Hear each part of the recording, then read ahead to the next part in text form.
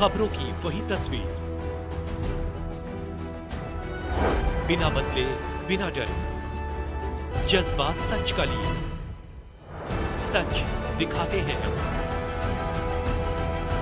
आपके जरूरत की खबर। देश भर में लोक आस्था का छठ महापर्व धूमधाम के साथ मनाया जा रहा है। दिल्ली में सोमवार को श्रद्धालुओं ने शाम को संध्या अर्घ दिया तो मंगलवार को उगते हुए सूर्यदेव को अर्घ देने के साथ ही छठ महापर्व का समापन हो जाएगा। दिल्ली की मुख्यमंत्री रेखा गुप्ता ने भी सांसद मनोज तिवारी, कैबिनेट मंत्री कपिल मिश्रा एवं सुरभि तिवारी के साथ सोमवार को सोनिया विहार दूसरा पुस्ता यमुना तट पर डूबते हुए सूर्य को अर्घ दिया।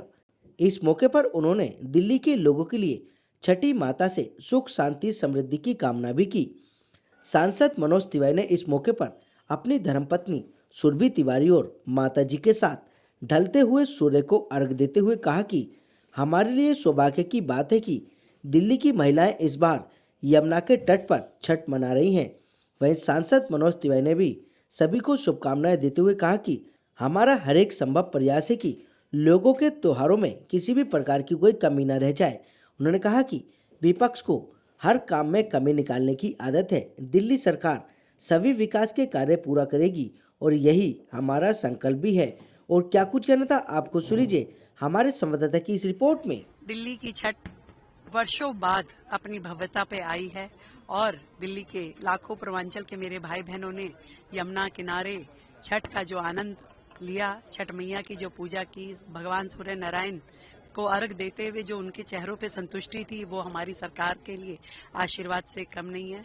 मैं छठ मैया के चरणों में यही प्रार्थना करती हूँ कि उनका आशीर्वाद समस्त भारतवासियों पे, दिल्ली वासियों पे बना रहे। देखिए, मैं तो बड़ा इमोशनल हूँ इस साल, क्योंकि जब जमुना जी पे छठ प्रतिबंधित हुआ तो बहुत लोगों को तकलीफ हुई होगी। मुझे तो बहुत इतना परेशान हुआ, मैं प्रोटेस्ट करते समय हमें चोट भी लगी। तो अब हम क्या कहें, पता नहीं वो लोग, उन लोगों का दिल कैसा है जो जमुना जी को प्रतिबंधित कर देते थे।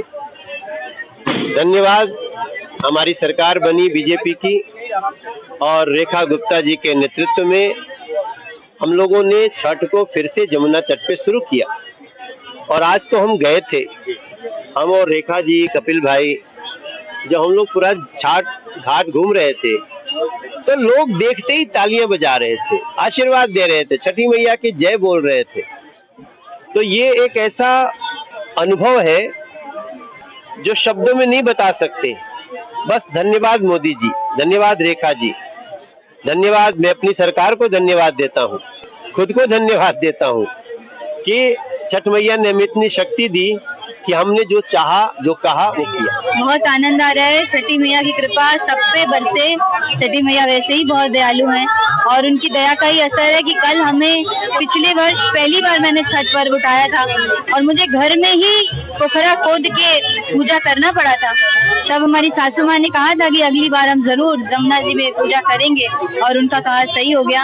आप सबके आशीर्वाद से इतनी अच्छी व्यवस्था है। यहाँ पर हम जमुना जी में आकर अर्घ दिए हैं परिवार के साथ और सुबह भी आएंगे और उगते हुए सूर्य को, क्योंकि छठ की महिमा बहुत बड़ी है भैया। हम डूबते हुए सूरज को भी अर्घ देते हैं और उगते हुए सूरज को। तरीके से छठ व्रतियों का अपार जनसमूह इस यमुना के घाट पर पूजा अर्चना के लिए पहुंचा है। ढलते हुए सूरज को अर्घ दिया थोड़ी देर में, हालांकि मौसम